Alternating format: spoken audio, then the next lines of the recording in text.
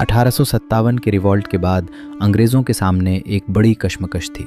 कश्मकश ये कि इस विद्रोह में जिन क्रांतिकारियों ने भाग लिया वो मरने से भी नहीं डरते थे, तो उन्हें ऐसी कौन सी सज़ा दे जो मौत से भी भयानक हो।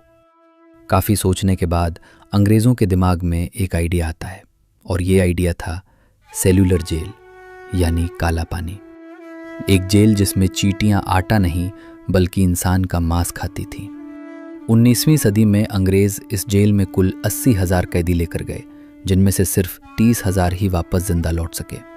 अगले 10 मिनट में आप धरती पर मौजूद एक ऐसे नरक की कहानी सुनने वाले हैं जिसे खुद कई अंग्रेज़ों ने बंद करने की मांग की, और आपको ये लगने लगेगा कि उन क्रांतिकारियों को इस जेल में ले जाने की बजाय फांसी पर लटका देना कई बेहतर होता।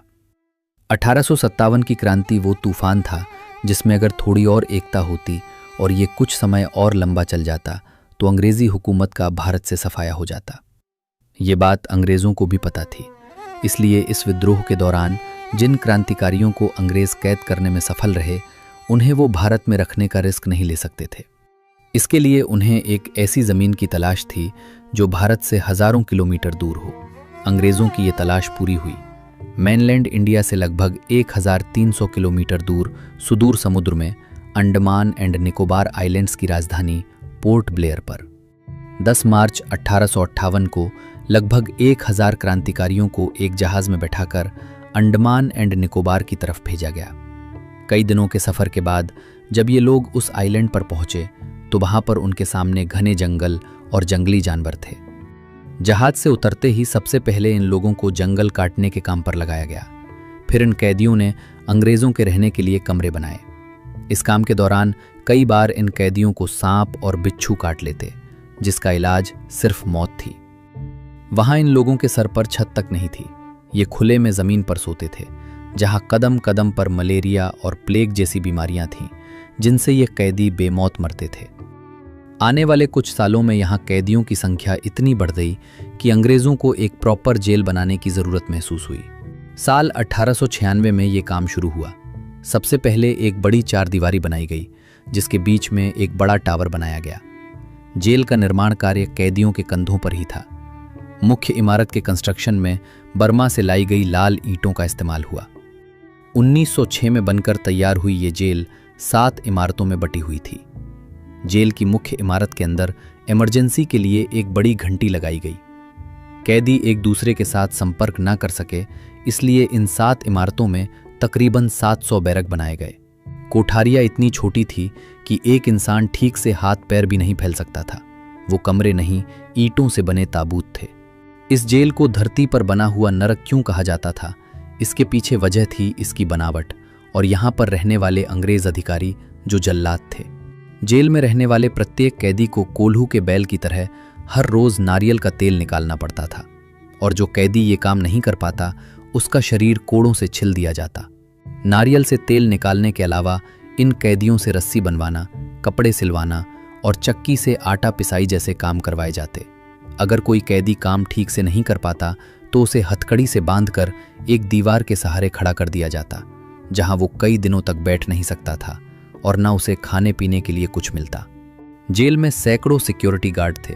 गलती करने पर इन कैदियों को ऐसे खुरदुरे कपड़े पहनाए जाते थे जिनसे इनका शरीर बुरी तरह छील जाता था। सोचिए, एक तो गर्मी का मौसम और फिर इस तरह के कपड़ों में कटा फटा शरीर, कितना पीड़ादायक था। इन कपड़ों में ये कैदी हिल भी नहीं सकते थे, और फिर इन घावों से जो रस्सी निकलती थी उसका भी कोई इलाज नहीं था। और उन खुले घावों पर जब जंगल की जहरीली चींटियां चिपक जाती थीं तो कैदी चाहकर भी उन्हें हटा नहीं सकता था। दलक से टॉयलेट की सुविधा भी नहीं थी। कैदियों को 2 तरह की थाली मिलती थी, एक से ये खाना खाते और दूसरी को नहाने धोने और शौच के लिए इस्तेमाल करते।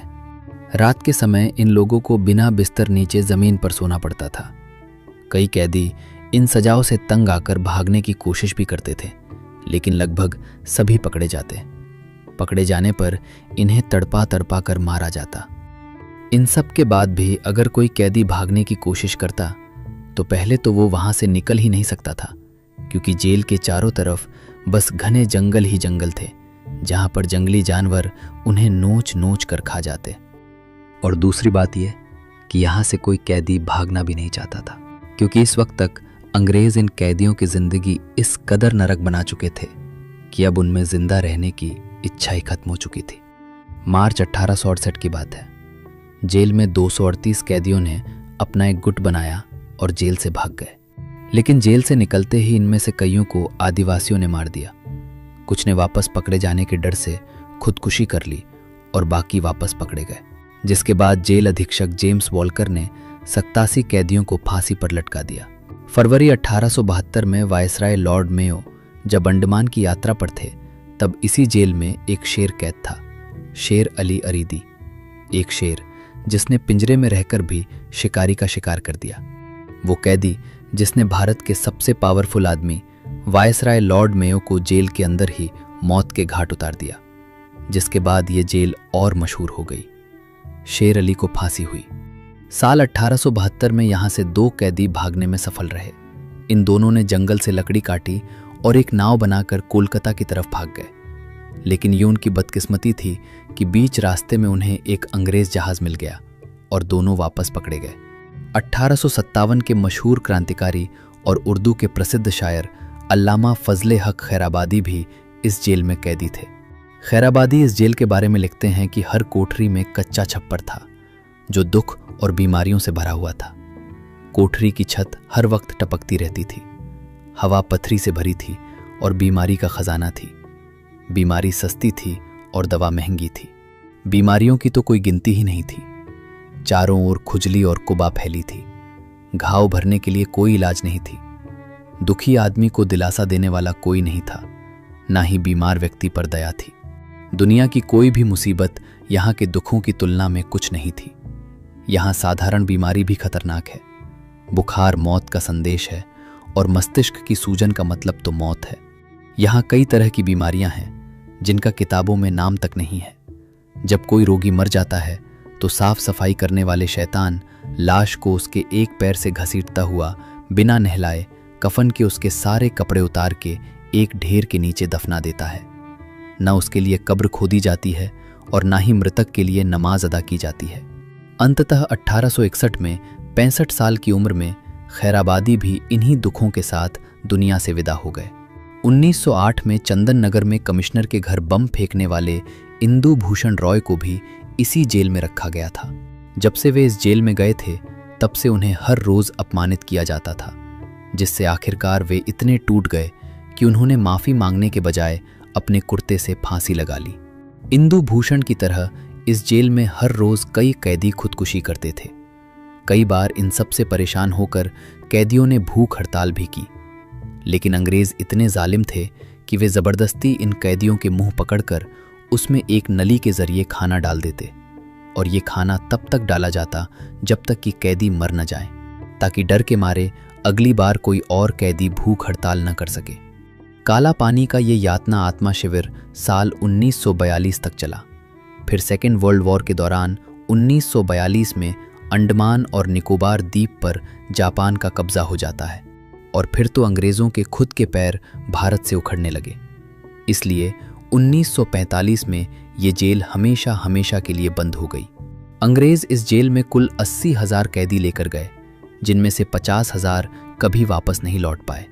वो 50,000 लोग सिर्फ आंकड़े नहीं थे, वो किसी के बेटे, किसी के पति थे। आज सेल्यूलर जेल की दीवारें खामोश ज़रूर हैं, लेकिन अगर आप ध्यान से सुन तो ईंटों से आज भी इनकलाब की गूंज सुनाई देती है।